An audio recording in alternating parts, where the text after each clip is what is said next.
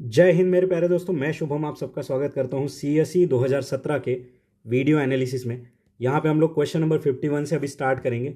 Okay, तो चलिए start करते हैं। तो which one of the following was a very important sea port in the Kakatiya kingdom. ठीक है, काकटिया किंगडम में सबसे इंपॉर्टेंट पोर्ट यहाँ पे कौन सा था, ऐसा क्वेश्चन है। ठीक है, अब देखिए दोस्तों यहाँ पे, तो देखिए दोस्तों ये one of the toughest question है। अगर पता है तो पता है, नहीं तो नहीं। तो देखिए दोस्तों, ये जो काकटिया किंगडम का मोस्ट इंपॉर्टेंट पोर्ट है वो है मोटूपली। ठीक है, जो मार्को पोलो नाम का एक इटालियन ट्रैवलर था, ठीक है, वेनेटियन ट्रैवलर, इसने इस पोर्ट के बारे में जो है भर भर के चीज़ें लिख रखी है। ठीक है, बाकी देखिए जो मसूलीपट्टनम था दोस्तों, ये गोलकोंडा किंगडम का इंपॉर्टेंट पोर्ट था, गोलकोंडा। ठीक है, फिर ये जो नेल्लूरू है दोस्तों, नेल्लूरू, तो ये देखिए दोस्तों आंध्र प्रदेश में आज का जो नेल्लोर है। ठीक है, और इसे बहुत सारी डिनेस्टी ने रूल किया, तो यहाँ पे कोई स्पेसिफिक मुझे पोर्ट की इन्फॉर्मेशन नहीं मिली कि इसके अंदर ये बहुत ज़्यादा फ्लरिश होता है। यहाँ पे मौर्यास, पांड्यास, पल्लवास, चोलास, विजयनगर, सब ने जो अपना जो है वर्चस्व इस पर लगाया था। ठीक है, बाकी काकीनाडा देखिए दोस्तों, ये आंध्र प्रदेश में है और ये भी एक पोर्ट यहाँ पे है। ठीक है, अभी आपके लिए एक प्यारा सा होमवर्क है। काकीनाडा में एक बारी कांग्रेस का यहाँ पे सेशन हुआ था। ठीक है, तो उस सेशन के बारे में आप इन्फॉर्मेशन पता करिए कि कौन से ईयर में हुआ था और उसके प्रेसिडेंट कौन थे। तो आई होप आपने यहाँ पे वीडियो को पॉज किया होगा और ये चीज़ ढूंढी होगी, क्योंकि ऐसे आगे बढ़ जाओगे और पेपर में अगर क्वेश्चन आ गए तो फिर मत बोलना कि मैंने बताया नहीं। ठीक है, तो नेक्स्ट देखिए, आगे बढ़ते हैं। With reference to global climate change alliance, global climate change alliance, यहाँ पे तीन स्टेटमेंट दे रखे। It is coordinated by world resource institute, world business council for sustainable development. ठीक है, नेक्स्ट देखिए, it provide technical and financial support to the targeted developing country to integrate climate change into their development policy and budget, and it is the initiative of European Union. ठीक है, it is the initiative of European Union. ठीक है, तो यहाँ पे देखिए दोस्तों, ये जो पर्टिकुलर क्वेश्चन है टफ कैटेगरी में का मैं यहाँ पे कहूँगा, बट जो हमारा रूल है देखिए यहाँ पे इनिशिएटिव ऑफ, तो ये भी गलत हो सकता है और ये भी गलत हो सकता है, coordinated by world resource institute. तो ये ऐसे क्वेश्चन है जहाँ पे 50-50 में हमारा काम चलेगा, या तो सही आएगा या तो गलत होगा। ठीक है, तो यहाँ पे देखिए दोस्तों, ये सेकंड स्टेटमेंट तो हर हालत में सही है। क्यों? क्योंकि ये एक उसके एम की बात कर रहा है। और देखिए ग्लोबल क्लाइमेट चेंज अलायंस, जो कि टेक्निकल एंड टारगेट करेगा डेवलपिंग कंट्रीज को to integrate the climate change in their development policy, एकदम सिंपल सी बात कह रहा है। ठीक है, तो सेकंड स्टेटमेंट तो 3 बार यहाँ पे। ठीक है, और ये जो है दोस्तों थर्ड स्टेटमेंट यहाँ पे गलत है। इसका जब मैंने ऑफिशियल पेज देखा तो इनका कहीं भी मेंशन नहीं है। यहाँ पे FAO, ठीक है, UNDP इनका मेंशन है, but world resource institute and world business council for sustainable development इनका मेंशन नहीं है। बाकी देखिए, it is initiative of European union, correct है। ठीक है, ये 2007 में यूरोपियन यूनियन ने स्टार्ट किया था to develop the developing countries, जो लिस्ट डेवलप कंट्री है उनको क्लाइमेट चेंज से रिलेटेड जो टेक्नोलॉजीज है या फिर जो भी यहाँ पे कैसे वो पॉलिसीज एंड डेवलपमेंट पॉलिसी अपनी बना सकते हैं इसके लिए। ठीक है, तो यहाँ पे आंसर क्या आएगा दोस्तों? आंसर है यहाँ पे 1 and 2 इज करेक्ट। बट यहाँ पे हमारा काम एंड नहीं होता है। यहाँ पे देखिए दोस्तों, जो वर्ल्ड रिसोर्स इंस्टीट्यूट है ये 1982 में बनी थी। ठीक है, यहाँ पे देखिए बहुत सारे रिसर्च रिलेटेड वर्क होते हैं, रिसर्च बेस्ड अप्रोच यहाँ पे करा जाता है। ठीक है, और ये एक नॉट फॉर प्रॉफिट बॉडी है, NPO है, और इसका हेडक्वार्टर है दोस्तों वॉशिंगटन DC में। और ये देखिए दोस्तों, एक ग्लोबल रिसर्च ऑर्गेनाइजेशन है जहाँ पे 50 से ज़्यादा कंट्रीज़ है जो कि साथ में मिलकर क्लाइमेट, एनर्जी, इन सब चीज़ों के ऊपर काम करते हैं। और यहाँ पे करंट अफेयर में देखिए दोस्तों, वर्ल्ड रिसर्च इंस्टीट्यूट ने, रिसोर्स इंस्टीट्यूट ने एक अपनी रिपोर्ट दी थी, ग्लोबल फॉरेस्ट वॉच। ठीक है, global forest watch is given by world resource institute, याद रखना। तो इसमें इंडिया के बारे में बहुत सारी चीज़ें बताई थी, वो हमें पढ़ने की जरूरत नहीं, but global forest watch is given by world resource institute. Next देखिए यहाँ पे, उसके बाद नेक्स्ट देखिए दोस्तों, ये जो वर्ल्ड बिजनेस काउंसिल है फॉर सस्टेनेबल डेवलपमेंट, यहाँ पे जो CEOs है बड़े बड़े कंपनीज के, इन्होंने यहाँ पे जो है ट्रांसफॉर्मेशनल ऑर्गेनाइजेशन बनाई है ग्लोबल कम्युनिटी के लिए। किस लिए? For sustainable planet by 2050। तो यहाँ पे जो लीडिंग 200 बिजनेसेस हैं, इनके जो मेंबर है, CEO है, यहाँ पे मेंबर्स है। ठीक है, और ये काम क्या करते हैं? Building block of transformation. ठीक है, यहाँ पे देखिए 8.5 ट्रिलियन उनका कंबाइंड रेवेन्यू है, एम्प्लॉयज़ है, बट ये ग्लोबल नेटवर्क है ऑफ वर्ल्ड के जो लीडिंग CEOs है उनका फॉर सस्टेनेबल डेवलपमेंट। तो इतना याद रखेंगे। ठीक है, ये कोई कंट्री या फिर देश से रिलेटेड नहीं है, बिजनेस वालों का ये समिट है, मतलब एक ऑर्गेनाइजेशन है। तो यहाँ पे आंसर क्या है हमारा? 1 and 2। नेक्स्ट देखिए, अगला क्वेश्चन हम देखते हैं। With reference to religious history of India, ठीक है, 2 स्टेटमेंट है। Sautrantika and Sammitiya were the sect of Jainism, question number 53। ठीक है, सौत्रांतिका एंड सम्मितिया। नेक्स्ट है, Sarvasthavadin held that constituent of phenomena were not wholly momentary but existed forever in the latent form. कुछ समझ आया आपको? ठीक है, नहीं समझ आया होगा, मुझे भी नहीं समझ आया. ठीक है, तो यहाँ पे एक चीज़ है सिंपल, जब भी एग्जामिनर ऐसे ऑप्शन बना के किसी सेक्ट की फिलोसॉफी अगर समझाने लग जाए ना, तो समझ लेना कि ये मोस्टली सही होगा. क्यों? क्योंकि ये दिमाग के ऊपर से जाएगा और एग्जामिनर को पता है कि एस्पिरेंट्स को कुछ इसका इतना डिटेल में नहीं पता होगा अनलेस उनका फिलोसॉफी ऑप्शनल ना हो, क्योंकि ये Holi momentary, existed for ever in latent form, ये सारी चीज़ें. ठीक है, तो यहाँ पे देखिए, और एक यहाँ पे ऐसे लिंक हो सकता है. देखिए, सर्वस्तवदिन मतलब सर्वस्त, हमेशा के लिए, एग्जिस्टेड फॉर एवर. ठीक है, एग्जिस्टेड फॉर एवर, तो ऐसे भी हम इसे कनेक्ट कर सकते हैं. बाकी देखिए सर्वस्तावदीन, ये इसका जो डिस्क्रिप्शन है करेक्ट है दोस्तों यहाँ पे. ठीक है, और ये जो सौत्रांतिकान सम्मितिया की बात करिए, ये जैनिज्म से रिलेटेड नहीं है, बुद्धिज्म से रिलेटेड है. तो यहाँ पे भी स्वैप हुआ है दोस्तों, यहाँ पे क्या हुआ है? स्वैप हुआ है. ठीक है, और ये जो सर्वस्तावदीन है ये भी किससे रिलेटेड है? ये भी बुद्धिज्म से ही रिलेटेड है. तो देखिए सौत्रांतिका सम्मितिया सर्वस्तावदीन बुद्धिज्म से रिलेटेड है. फिर देखिए हमने महासंगिकाज देखा था, महासंगिकाज लोकोत्तरावदीन कब देखा था? 2020 के पेपर में. 2018 में हमने स्थानकवासी देखा था जो कि जैनिज्म से रिलेटेड थे. तो ये इंपॉर्टेंट क्वेश्चन हमें यहाँ पे पता होने चाहिए. तो यहाँ पे आंसर है हमारा 2 ओनली. ठीक है, 2 ओनली. नेक्स्ट आगे बढ़ते हैं. अगला क्वेश्चन अगर हम देखें, Mediterranean sea is a border of which one of the following country. याद करिए 2019 का क्वेश्चन जहाँ पे मैंने ब्लैक सी, मेडिटेरियन सी, ठीक है, उसके बाद जो है कैप्सियन सी, इन सब के बॉर्डर्स आपको कराए थे. ठीक है, और वहाँ पे अगर आपने वो मेहनत कर ली होती तो सीधा सीधा यहाँ पे देखिए दोस्तों जॉर्डन हटेगा. ठीक है, ये जो पर्टिकुलर क्वेश्चन है यहाँ से जॉर्डन हटेगा. क्यों? क्योंकि जॉर्डन की बॉर्डर है ही नहीं. ठीक है, यहाँ पे लेबनान और सीरिया की बॉर्डर है, इराक की भी यहाँ पे बॉर्डर है नहीं. तो जॉर्डन एंड इराक हटा, 1 और 2 हटा दीजिए, बचा हमारे पास 3 और 4. तो देखिए मेडिटेरियन सी से लेबनान एंड इजराइल यहाँ पे बॉर्डर शेयर करते हैं. तो टोटल 21 कंट्री मैंने आपको बताई थी और वहाँ पे लिखवाई भी थी. अभी दोबारा से मैं यहाँ पे नहीं बताऊँगा, क्योंकि इसी तरीके से अगर हम दोबारा लिखते रहेंगे तो टाइम बहुत ज़्यादा हमारा यूज़ हो जाएगा. ठीक है, तो जहाँ पे जो चीज़ पढ़ा, जो वैल्यू एडिशन पढ़ा, वो वहीं रट लेना है. आगे अगर उससे रिलेटेड कुछ भी आया तो हमें 1 मिनट में हमारा आंसर आ जाना चाहिए. ठीक है, तो ये मेडिटेरियन सी ऑलरेडी हमने कवर किया है, आंसर है हमारा 3 और 4. नेक्स्ट आगे बढ़ते हैं. With reference to national investment and infrastructure fund which one of the following is correct. ठीक है, ये न्यूज़ में भी था उस साल. ठीक है, अब यहाँ पे देखिए it is a organ of NITI Aayog. मैंने पहले ही आपको बताया कि NITI Aayog is just think tank. ये पैसे वैसे का फंड का मैनेजमेंट वो नहीं देखती है. और यहाँ पे कॉर्पस ऑफ 4 लाख करोड़. तो यहाँ पे भी स्वैप कैसे खिलाया एग्जामिनर ने? ये 4 लाख करोड़ नहीं है दोस्तों, यहाँ पे 40,000 करोड़ की ही बात हुई है. ठीक है, एक जीरो यहाँ पे बढ़ा दिया है. तो देख रहे हो आप कैसे डेटा ट्रिक हो रही है. 1600 कैलोरीज को जो है 600 की जगह 1600 लिख देंगे. ठीक है, उसके बाद देखिए जो 1500 किलोमीटर हमने IRNSS वाला क्वेश्चन देखा था, वहाँ पे 1500 किलोमीटर की जगह पे 5,500 किलोमीटर लिख देंगे. आप समझ रहे हो डेटा कैसे बदला जा रहा है. यहाँ पे देख रहे हो विनोद कि कैसे डेटा बदल के स्टेटमेंट गलत बनाया जा रहा है. ठीक है, पंचायत का डायलॉग है ये. तो आप सोचोगे विनोद कौन है? तो ये देखिए 4 लाख नहीं है, यहाँ पे 40,000 है और यहाँ पे नीति आयोग नहीं है दोस्तों.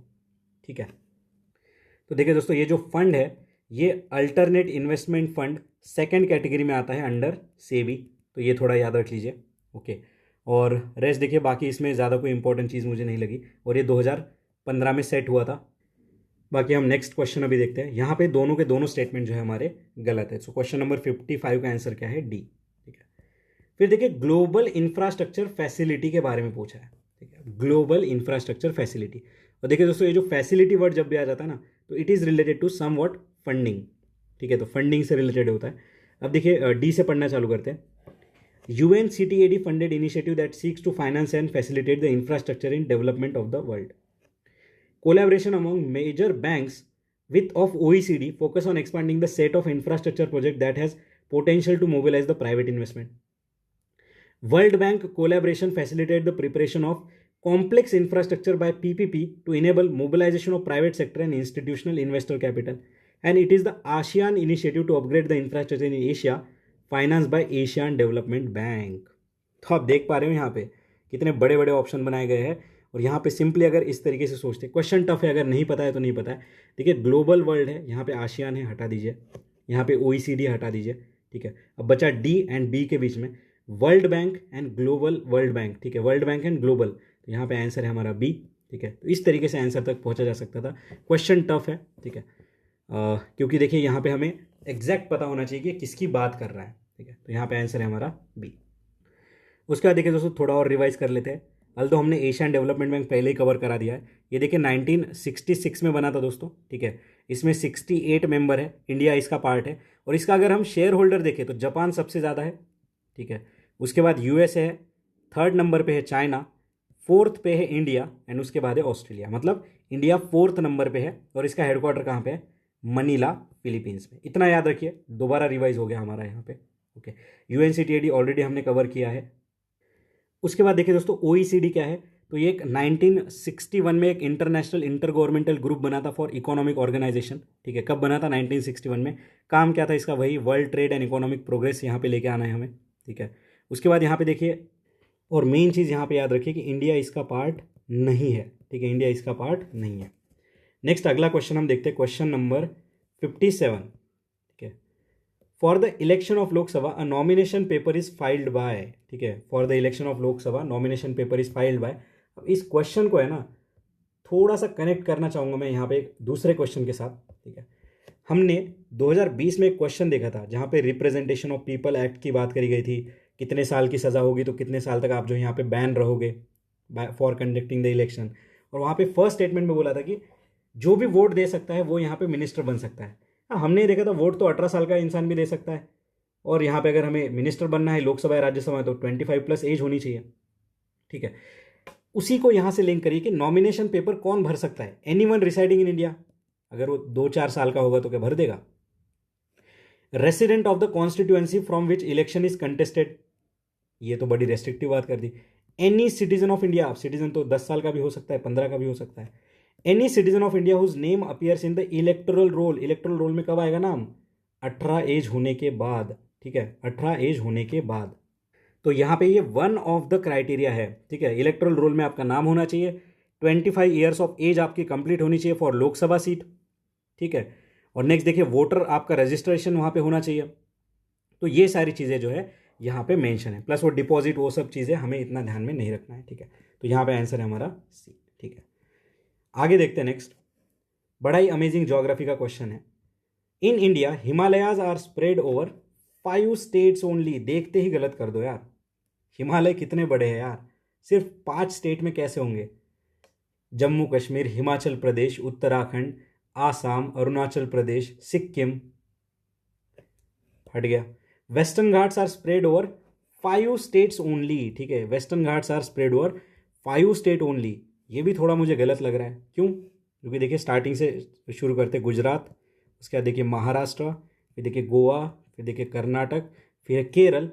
1 2 3 4 5 तो हो गए। तमिलनाडु में भी तो है, सत्यमंगलम टाइगर रिजर्व याद करिए, तमिलनाडु में भी तो है वेस्टर्न घाट। तो ये 6 स्टेट यहाँ पे होना चाहिए। बाकी हिमालयाज 12 स्टेट में है दोस्तों टोटल, जम्मू कश्मीर, हिमाचल, अरुणाचल, मणिपुर, मेघालय, मिजोरम, नागालैंड, सिक्किम, त्रिपुरा। आसाम में भी है 2 डिस्ट्रिक्ट में, ठीक है। फिर Pulicat lake spread over 2 state, एकदम करेक्ट बात है। कौन से 2 स्टेट है वो बताइए मुझे? ये है आंध्र प्रदेश एंड तमिलनाडु के बीच में है पुलिकत लेक सिचुएटेड, ठीक है। तो यहाँ पे सिर्फ ये थर्ड स्टेटमेंट सही है, तो आंसर आ गया हमारा 3 ओनली। नेक्स्ट आगे बढ़ते हैं। अब ऐसा मत करिए कि सीधा ओनली ओनली वर्ड है तो ये हटा देंगे तीनों और तीनों गलत है, नहीं, आपको यहाँ पे लॉजिक के साथ सोचना है। नेक्स्ट देखिए बेसिक हमारा एनवायरमेंट का क्वेश्चन है, biological oxygen demand is a standard criteria for what. अगर आपने शंकर आईएएस पढ़ रखा है, वहाँ पे पोल्यूशन वाला चैप्टर अगर पढ़ रखा है, तो ये सीधा आंसर है दोस्तों, पोल्यूशन असे इन एक्वेटिक इकोसिस्टम। तो जितना ज़्यादा बायोलॉजिकल ऑक्सीडेशन डिमांड होगा उतना ज़्यादा यहाँ पे देखिए डीकम्पोजिशन होगा उस पर्टिकुलर एक्वेटिक इकोसिस्टम में, और वहाँ पे यूट्रॉफिकेशन उतना ज़्यादा होगा, ठीक है। तो यहाँ पे क्या है, और जो एक्वेटिक लाइफ है इनको थ्रेट होगा। ब्लड से यहाँ पे कोई रिलेशन नहीं, ऑक्सीजन लेवल नहीं, ठीक है, accessing the oxygen level in high altitude evening. तो ये पोल्यूशन रिलेटेड टेस्ट होता है, बायोलॉजिकल ऑक्सीडेशन डिमांड देख के पता करा जाता है। और अगर यहाँ पे स्टैंडर्ड डेफिनेशन की बात करी जाए तो ये एक डिजॉल्व्ड ऑक्सीजन का अमाउंट होता है, ठीक है, which is needed by micro organism to break down the organic material, ठीक है। और जितना ज़्यादा इसकी डिमांड होगी उतना ज़्यादा यहाँ पे ब्रेक डाउन होगा। और ये जो बीओडी है ये यूज़ होता है वेस्ट वाटर ट्रीटमेंट में और पोल्यूशन से रिलेटेड चीज़ें देखने में। नेक्स्ट आगे बढ़ते हैं, अगला क्वेश्चन हम देखते हैं, बहुत बड़ा क्वेश्चन है। यूएन हैबिटेट के बारे में क्वेश्चन है, ठीक है। यूएन हैबिटेट के बारे में क्वेश्चन है। 3 स्टेटमेंट यहाँ पे बनाए एग्जामिनर ने कि role of UN Habitat, United Nation programme working towards better urban future. अच्छा, ये अर्बन फ्यूचर की कोई बात कर रहा है। 3 स्टेटमेंट है। थर्ड से पढ़ना स्टार्ट करते हैं। UN Habitat contribute to overall objective of United Nation system to reduce poverty and promote the access to safe drinking water and basic sanitation. Objective की बात कर रहा है और पॉजिटिव बात कर रहा है, कोई यहाँ पे जो एक्सट्रीम वर्ड नहीं है, ठीक है। फिर कहता है the partners are either government और लोकल अर्बन अथॉरिटीज ओनली। क्यों रूरल अथॉरिटीज नहीं हो सकती? कोई सिविल सोसाइटी अगर अर्बन एरिया में काम कर रही है तो वो नहीं हो सकती? कोई एनजीओ यहाँ पे नहीं हो सकती? अब देखिए यूएन लेवल पे बात कर रहे हैं, यहाँ पे कितना ज़्यादा इंक्लूसिव काम की बात होनी चाहिए। तो यहाँ पे देखिए दोस्तों ये स्टेटमेंट गलत है। और आगे चल के भी अगर ऐसा क्वेश्चन बनता है ना कि only governments are the part या फिर अर्बन अथॉरिटीज आर पार्ट, तो इसे हमें थोड़ा जो है डाउट की नज़र से देखना है और ये हमारा गलत है। सेकंड हटा के देखते हैं, बचा क्या 1, 3 एंड 1। 1 तो पढ़ने की भी जरूरत नहीं है। It has mandated by UN general assembly to promote socially and environmentally sustainable towns and city. कितनी पॉजिटिव बात कर रहा है, ये भी कितनी पॉजिटिव बात कर रहा था। तो देखिए अगर हमें पता भी नहीं है यूएन हैबिटेट के बारे में तो सिर्फ अच्छे से मन लगा के यहाँ पे 100% अटेंशन के साथ अगर पढ़ोगे ना तो 2 मार्क्स यहाँ पे आराम से लेके जाओगे, ठीक है। 2 मार्क्स यहाँ पे आराम से लेके जाओगे। 1 एंड 3 यहाँ पे करेक्ट है, ठीक है। तो यहाँ पे आंसर है हमारा 1 एंड 3।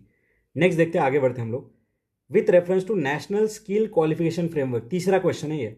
2018 में हमने देखा प्रधानमंत्री कौशल विकास योजना, रिकॉग्निशन ऑफ प्रायर लर्निंग, इस पेपर का पहला ही क्वेश्चन। और ये नेशनल स्किल क्वालिफिकेशन फ्रेमवर्क क्या कहता है? An outcome expected from implementation of NSQF is mobility between vocational and general education, ठीक है। ये मोबिलिटी है between vocational and general education, ऐसी बात कर रहा है, ठीक है। पॉजिटिव बात है कि हाँ मोबिलिटी हो रही है। Under NSQF a learner can acquire certification for competency only through formal learning।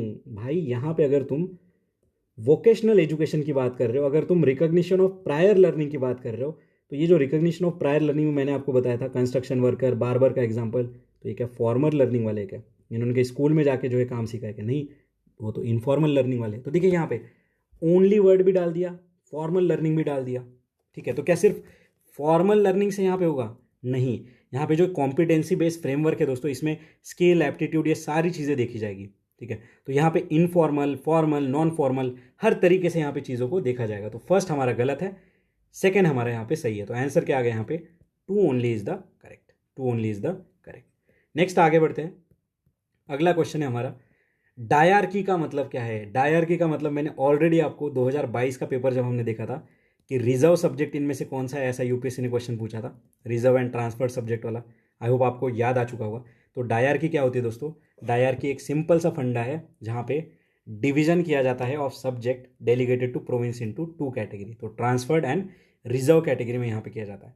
Division of central legislature, इसे क्या कहते हैं दोस्तों? बाय कैमरलिज्म, ठीक है, बाय कैमरलिज्म। बाकी इंट्रोडक्शन ऑफ डबल गवर्नमेंट, कोई यहाँ पे सेंस नहीं है। सेट ऑफ 2 रूलर, ये भी कोई नहीं है। यहाँ पे आंसर है हमारा डी। तो डायरकी का आंसर है डी। आगे देखते हैं नेशनल करियर सर्विस के बारे में। करियर, ठीक है, जिसके लिए हम अभी यूपीएससी कर रहे हैं, हमारा करियर सेट करने के लिए। देखते हैं सेकंड क्या कह रहा है। National career service has been launch in a mission mode to improve the employment opportunity of uneducated youth in the country, ठीक है, uneducated youth in the country. अब मुझे बताइए, करियर वर्ड यूज हो रहा है, अनएजुकेटेड यूथ को employment देना है, तो कैसे यहाँ पे देखिए करियर सर्विस में कैसे आएगा? अगर एजुकेशन ही नहीं है तो आपको जॉब कहाँ से मिलेगी? थोड़ा सोचिए इस चीज़ को। फर्स्ट देखिए, national career service is a initiative of DOPT, यानी कि department of personal and training, government of India. तो यहाँ पे देखिए दोस्तों, ये करंट अफेयर बेस्ड क्वेश्चन है। यहाँ पे ये वाला गलत है। यहाँ पे एजुकेटेड यूथ्स को जो है एम्प्लॉयमेंट और करियर काउंसलिंग देने की बात करी थी, और ये department of personal and training नहीं है। यहाँ पे कौन सा है? Ministry of labour and employment. देखिए यहाँ पे भी मिनिस्ट्री गलत दे दी, ठीक है। तो एक करंट अफेयर बेस्ड क्वेश्चन है। अभी टेंशन मत लीजिए कि ऐसा क्वेश्चन अभी आ जाएगा तो क्या होगा, ये उस टाइम पे बहुत ज़्यादा करंट अफेयर में था। स्किल मिशन, ये सारी चीज़ें अभी हम 6-7 साल पहले की बात यहाँ पे कर रहे हैं, ठीक है। तो आंसर है हमारा यहाँ पे नीदर 1 एंड 2, ठीक है। आगे देखते हैं, नेक्स्ट अगला क्वेश्चन है। देखिए वही स्कीम, NPA, बैंक मैनेजमेंट, कितने क्वेश्चन हमने देख लिए। एक देखा था कैपिटल एडिक्वेसी रेशियो वाला, एक इंटर क्रेडिटर एग्रीमेंट वाला 2019 में देखा था, ठीक है। उसके बाद बैंक बोर्ड ब्यूरो हमने देखा। उसके बाद दोबारा से हमने यहाँ पे जो क्रेडिट एडिक्वेसी CRAR वाला एक क्वेश्चन देखा था 2018 में। फिर एक हमने जो इन्वेस्ट करा जा रहा है बैंकों को एनपीए से निकालने के लिए वो वाला क्वेश्चन देखा, स्टेडीली इंक्रीज स्टेडीली डिक्रीज वाला, शायद 2018 में ही देखा है हमने वो। तो यहाँ पे एक क्वेश्चन है, scheme for sustainable structuring of stress asset is recently seen in news, ये किससे रिलेटेड है? ये देखिए पहला ऑप्शन क्या कह रहा है, ecological cost of development, disinvesting plan of the government central PSU, important provision of insolvency and bankruptcy code, नहीं। It is a scheme of RBI for reworking the financial structure of big corporate entities facing genuine issue. तो देखिए stress asset जो बड़े बड़े जो corporates है वो bank का लोन नहीं दे पा रहे थे, इनके लिए था ये, और ये आरबीआई की स्कीम थी। बहुत ज़्यादा करंट अफेयर बेस ये क्वेश्चन था, ठीक है, न्यूज़ में भी चल रहा था उस टाइम पे। तो इसका नाम है S4A, scheme for sustainable structuring of stress asset. तो यहाँ पे आंसर है हमारा बी। नेक्स्ट आगे बढ़ते हैं, अगला क्वेश्चन कहता है climate and clean air coalition के बारे में। सेकंड पढ़ते हैं, the climate and clean air coalition focus on methane, black carbon and hydrofluorocarbon. ठीक है, टफ क्वेश्चन है, ठीक है, हमें पता होना चाहिए इसके बारे में, climate and clean air pollution के बारे में बिफोर अटेम्प्टिंग दिस क्वेश्चन। फिर क्या कह रहा है, climate and clean air coalition reduces the short lived climate pollutant and is a unique initiative of G20 group of country.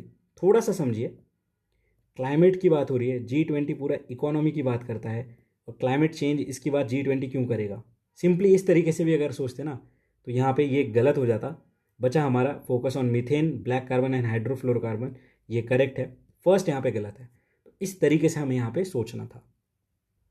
तो यहाँ पे देखिए दोस्तों, ये जो climate and clean air coalition है, ये UNEP और इसके साथ साथ कुछ कंट्रीज थे, ठीक है, उन्होंने साथ में मिलकर यहाँ पे बनाया, जैसे कि मैक्सिको, स्वीडन, ठीक है। तो UNEP और कंट्रीज ने साथ में मिलकर बनाया है, G20 का यहाँ पे कोई रोल नहीं है।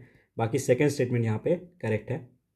और यहाँ पे देखिए दोस्तों, 6 कंट्री अलॉन्ग विथ UNEP है, बांग्लादेश, USA, उसके बाद Canada, Ghana, Mexico and Sweden, ठीक है। इंडिया इसके फाउंडिंग मेंबर्स में नहीं था। उसके बाद देखिए, और यहाँ पे देखिए दोस्तों, इनिशियली इंडिया इसका मेंबर नहीं था, बट 2019 में इंडिया ने फॉर्मली ज्वाइन किया है climate and clean air coalition को। 2017 का पेपर है और 2019 के हिसाब से इंडिया ने ज्वाइन कर रखा है, ठीक है। बाकी ये हमारा सही है, यहाँ पे आंसर है 2 ओनली। नेक्स्ट आगे बढ़ते हैं, अगला क्वेश्चन इंडियन ओशन डायपोल के बारे में क्वेश्चन है, ठीक है, एक ज्योग्राफी का कंसेप्ट है इंडियन ओशन डायपोल। सेकेंड पढ़ते हैं, Indian ocean dipole is a phenomena can influence an El Nino impact on the monsoon. मैंने क्या बताया आपको कि Indian ocean dipole can influence the El Nino's impact on monsoon. हो सकता है, मैंने ज्योग्राफी वाले मास्टर वीडियो सेशन में बताया था कि कोई भी एनवायरमेंट का फिनोमिना किसी भी अलग एनवायरमेंटल फिनोमिना को जो है इम्पैक्ट कर सकता है। IOD phenomena is characterise by difference in sea level temperature between tropical western Indian Ocean and tropical eastern Pacific Ocean. नहीं मेरे भाई, यहाँ पे भी पैसिफिक की जगह पे इंडियन ओशन ही होना चाहिए था। ये यहाँ पे जो है गेम एग्जामिनर ने खेला है हमारे साथ कि यहाँ पे देखिए कितना चतुराई से यहाँ पे पैसिफिक ओशन लिख दिया, जो कि गलत है, ठीक है, जो कि गलत है। यहाँ पे क्या आना चाहिए, eastern Indian Ocean and western Indian ocean, ठीक है। ऐसा ही देखिए ट्रैप हो और एक बार सेट करेगा तब मैं बताऊंगा। तो देखिए इंडियन ओशन डायपोल देखिए दोस्तों, यहाँ पे ये सरफेस टेम्परेचर चेंजेस से रिलेटेड एक फिनोमिना है जो कि इंडियन ओशन में होता है, नाम में इंडियन ओशन है इसका। ऐसे देखिए अल नीनो के ऊपर क्वेश्चन पूछेगा जो कि हमें पता है पैसिफिक ओशन में होता है, बट उसे बोल देगा कि इंडियन ओशन में हो रहा है, ऐसा क्वेश्चन आएगा आगे। तो यहाँ पे आंसर है हमारा 2 ओनली, ठीक है, 2 only is your answer. Next आगे बढ़ते हैं हम लोग। और यहाँ पे एक चीज़ है, अगर पॉजिटिव इंडियन ओशन डायपोल होता है दोस्तों तो ये अल नीनो के साथ लिंक करता है, और अगर निगेटिव इंडियन ओशन डायपोल होता है तो ये ला नीना के साथ यहाँ पे लिंक करता है। तो ये बेसिक ज्योग्राफी के कंसेप्ट हैं हमारे। नेक्स्ट देखिए, इफ यू वांट टू सी घड़ियाल, देखिए घड़ियाल वाला क्वेश्चन अभी हमने देखा था। There natural habitat which one of the following place is best to visit, अभी इसी पेपर में मैंने आपको बताया था। तो घड़ियाल देखिए दोस्तों, ये फ्रेश वाटर जो है क्रोकोडाइल्स है, ये हमारे चंबल रिवर में हमें नेचुरली देखने को मिलते हैं, ठीक है। ये हमारे चंबल रिवर में जो है हमें नेचुरली देखने को मिलते हैं, ओके। और ये किसे जाके मिलती है, यमुना रिवर को मिलती है। भीतरकनिका हमारे ओडिशा में है, पुलिकत अभी हमने देखा ये तमिलनाडु एंड आंध्र प्रदेश की बॉर्डर पे है, दीपोरबिल ये कहाँ पे, ये आसाम में सिचुएटेड है। तो इतनी चीज़ें हमें यहाँ से पता करनी थी। नेक्स्ट आगे बढ़ते हैं, क्वेश्चन नंबर 68 के बारे में। इंडियन ओशन नेवल सिंपोजियम की बात कर रहा है, ठीक है, करंट अफेयर बेस्ड क्वेश्चन है ये। कहता है कि it was held in India in 2000 inaugural IONS, मतलब फर्स्ट समिट की बात कह रहा है कि it was held under the chairmanship of Indian navy, मतलब फर्स्ट समिट की बात कर रहा है। और सेकंड देखें दोस्तों, यहाँ पे IONS is a voluntary initiative that seeks to increase the maritime cooperation among navies of the littoral states of the Indian Ocean region. तो देखिए इसके ऑब्जेक्टिव की बात कर रहे हैं और हमें देखिए इंडियन ओशन नेवल सिंपोजियम, और ये इसका ऑब्जेक्टिव है। मैंने कितनी बार आपको बताया कि इस तरीके से क्वेश्चंस बनते हैं, और ऑब्जेक्टिव वॉलेंट्री इनिशिएटिव है। अगर यहाँ कहता है लीगली बाइंडिंग इनिशिएटिव तो थोड़ा हम डाउट करते हैं, बट वॉलेंट्री इनिशिएटिव तो ऐसे भी सही मानते हैं, तो सेकंड स्टेटमेंट तो हमारा सही है। बाकी देखिए दोस्तों, इनॉग्रल सेशन यहाँ पे ईयर गलत दे रखा है, समझ रहे हो आप? इनॉग्रल सेशन, फर्स्ट सेशन, ये जो चीज़ आती है ना, ये इनॉग्रल सेशन 2015 में नहीं हुआ था, ये 2008 में हुआ था, तब इंडियन नेवी ने इसे होस्ट किया था। ठीक है, तब इंडियन नेवी ने इसे होस्ट किया था, तो ये गलत हो गया, आंसर आ गया हमारा यहाँ पे 2 ओनली। ठीक है, एक वॉलेंट्री इनिशिएटिव है, ये तो हमने देख ही लिया था। नेक्स्ट आगे देखते हैं, पेंटिंग ऑफ बोधिसत्व पद्मपानी। देखिए पद्मपानी मैंने आपको बताया, ये लोटस हाथ में लेके, is one of the most famous end of illustrated painting of, सीधा यहाँ पे अजंता है। ठीक है, पद्मपानी वज्रपानी कहाँ पे है? ये अजंता में सिचुएटेड है। नेक्स्ट देखिए, बादामी केव्स कहाँ पे है, इनके बारे में भी हम यहाँ पे देखेंगे। ठीक है, तो बादामी केव्स के बारे में जब हम देखेंगे तो देखिए दोस्तों, अजंता हमारा यूनेस्को वर्ल्ड हेरिटेज साइट है। वैसे देखिए बादामी जो है दोस्तों, ये यूनेस्को वर्ल्ड हेरिटेज कैंडिडेट है। ठीक है, ये साइट है नहीं अभी। और बादामी चालुक्यास जो थे डिनेस्टी, जो कि 6th सेंचुरी एडी में फ्लरिश हुई थी, कहाँ पे? कर्नाटका में। इन्होंने देखिए ये जो बादामी चालुक्य केव्स है, इन्हें बनाने में हेल्प करी थी। यहाँ पे देखिए हिंदुइज्म प्लस जैनिज्म से रिलेटेड हमें जो रॉक कट आर्किटेक्चर यहाँ पे देखने को मिलता है। ठीक है, और यहाँ पे देखिए ऐहोल यहाँ पे सिचुएटेड, और ऐहोल के बारे में मैंने बताया था, ये कैपिटल थी जो बदामीज थे। ठीक है, चालुक्य और बदामी, इनकी कैपिटल थी ऐहोल। और ये कौन से रिवर पे थी? मालप्रभा। कहाँ पे बताया था मैंने? 2019 में आपको बताया था। ठीक है, उसके बाद यहाँ पे देखिए डांसिंग शिवा, नटराज, इन सब के जो है हमें स्कल्पचर्स यहाँ पे देखने को मिलते हैं। महिषासुरमर्दिनी, ठीक है, स्कंद, ऐसे बहुत सारे इंपॉर्टेंट यहाँ पे जो है स्कल्पचर्स हमें देखने को मिल जाते हैं बादामी केव्स में। बाघ केव्स कहाँ पे दोस्तों? उसके बाद देखिए दोस्तों, ये जो बाघ केव्स है, ये मध्य प्रदेश में सिचुएटेड है। ठीक है, ये बुद्धिज़्म से रिलेटेड है, बुद्धिज़्म से बिलोंग करती है। और एस्टिमेशन है कि ये सातवाहना डिनेस्टी ने 5 to 6 सेंचुरी एडी में बनाया था। और यहाँ पे मुराल पेंटिंग्स बहुत ज़्यादा फेमस है दोस्तों। मुराल पेंटिंग्स जो रॉक्स के ऊपर बनाई जाती है, मुराल पेंटिंग यहाँ पे बहुत ज़्यादा फेमस है। ठीक है, उसके बाद देखिए अजंता एलोरा, ये तो बहुत इंपॉर्टेंट है। यहाँ पे देखिए दोस्तों, तीनों फेथ, हिंदुइज्म, जैनिज्म और बुद्धिज़्म के रिलेटेड हमें जो स्कल्पचर्स देखने को मिलते हैं। और अजंता में सिर्फ बुद्धिज़्म से रिलेटेड हमें देखने को मिलते हैं। यहाँ पे देखिए कैलाशनाथ टेम्पल है, जो कि बहुत इंपॉर्टेंट है। एलोरा देखिए एक यूनेस्को वर्ल्ड हेरिटेज साइट भी है। ठीक है, ये हमें पता होना चाहिए। नेक्स्ट देखिए, यहाँ पे और डिटेल में अगर हम देखा चाहे तो यहाँ पे रावणा शेकिंग द माउंटेन, ये एक स्कल्पचर्स हमें देखने को मिलते हैं। ठीक है, रावणा शेकिंग द माउंटेन। उसके बाद नेक्स्ट देखिए, यहाँ पे ये कुछ इंपॉर्टेंट पॉइंट्स है जो हमें पता होने चाहिए। ठीक है, अब अजंता देखिए वागोरा रिवर के ऊपर सिचुएटेड है। ये कब आया था? 2021 के प्रीलिम्स में। आई होप आपको याद आ चुका होगा। नेक्स्ट देखिए, ट्रेडिशन एंड कम्युनिटीज़। ठीक है, यहाँ पे देखिए वारी वारकरी। ठीक है, वारी वारकरी, अब इसे थोड़ा कनेक्ट करिए। 2019 में हमने क्वेश्चन देखा था चंद्रभागा रिवर वाला, और जहाँ पे हमने पंढरपुर देखा था, और मैंने बताया था कि यहाँ पे विष्णु भगवान के जो है वारकरी संप्रदाय यहाँ पे बनाया गया था। बहुत सारे सेंट जो थे हमारे सूफी, उन्होंने, सूफी नहीं सॉरी, जो भक्ति मूवमेंट वाले जो थे सेंट, जैसे तुकाराम, एकनाथ महाराज, इन्होंने तो वारी वारकरी देखे दोस्तों, संथल में नहीं है। ठीक है, संथल तो ये हमारे ईस्टर्न इंडिया में आ गया, वारी वारकरी महाराष्ट्र में आ गया, तो ये तो गलत हुआ, तो ये हट गया। ठीक है, जैसे ये हट गए, 2 ऑप्शन चले गए, फिर बचा नन ऑफ द वो एंड वन ओनली। फिर देखिए चालिया साहिब फेस्टिवल, ये सिंधीज़ में होता है, करेक्ट है। और नंदराज जाट यात्रा, ये गोंड्स में नहीं होता दोस्तों, ये उत्तराखंड में होता है। ठीक है, ये कहाँ पे होता है? ये उत्तराखंड में होता है। और गोंड्स जो है ये MP इस वाले रीजन में बिलोंग करते हैं। ठीक है, तो याद रखेंगे, फर्स्ट सही है, ये उत्तराखंड में है, ये महाराष्ट्र में। यहाँ पे आंसर है हमारा one only is the correct. Next आगे बढ़ते हैं, अगला क्वेश्चन हम देखते हैं। विच one of the following can help, ठीक है, विच one of the following can help in water conservation in agriculture. ठीक है, वाटर कंजर्वेशन इन एग्रीकल्चर से रिलेटेड पूछा है। फर्स्ट क्या कह रहा है? रिड्यूस और zero tillage of the land. अब जीरो टिलेज, मिनिमम टिलेज मैंने 2018 के पेपर में आपको ऑलरेडी समझाया, जहाँ पे कंजर्वेशन एग्रीकल्चर वाला वो क्वेश्चन था। नेक्स्ट देखिए, applying gypsum before irrigating the field. ठीक है, एंड नेक्स्ट देखिए, allowing the crop residue to remain in the field, इसे हम क्या कहते हैं? इसे कहते हैं मल्चिंग। ठीक है, इसे हम क्या कहते हैं? मल्चिंग। तो यहाँ पे देखिए दोस्तों, ये क्वेश्चन एक डाउटफुल कैटेगरी का था। यहाँ पे मोस्टली 1 to 3 सब आंसर बोल रहे थे, बट जब ऑफिशियल की आई, उसने सेकंड स्टेटमेंट गलत माना है। ठीक है, अप्लाइंग जिप्सम, इसके वजह से जो है वाटर कंजर्वेशन यहाँ पे नहीं होता है। ठीक है, तो यहाँ पे हमें ऑफिशियल की के हिसाब से जाना पड़ेगा। सेकंड गलत है, यहाँ पे आंसर आएगा हमारा 1 एंड 3। हर साल कोई ना कोई क्वेश्चन होता है, ठीक है, और उसमें डाउटफुल होता है और यूपीएससी अपना वर्डिक्ट देती है, ठीक है। यहाँ पे आंसर है हमारा 1 एंड 3। बाकी देखिए नेक्स्ट अगला क्वेश्चन है, सॉइल हेल्थ कार्ड स्कीम उस टाइम पे लॉन्च हुई थी, बहुत ज़्यादा न्यूज़ में थी, ठीक है।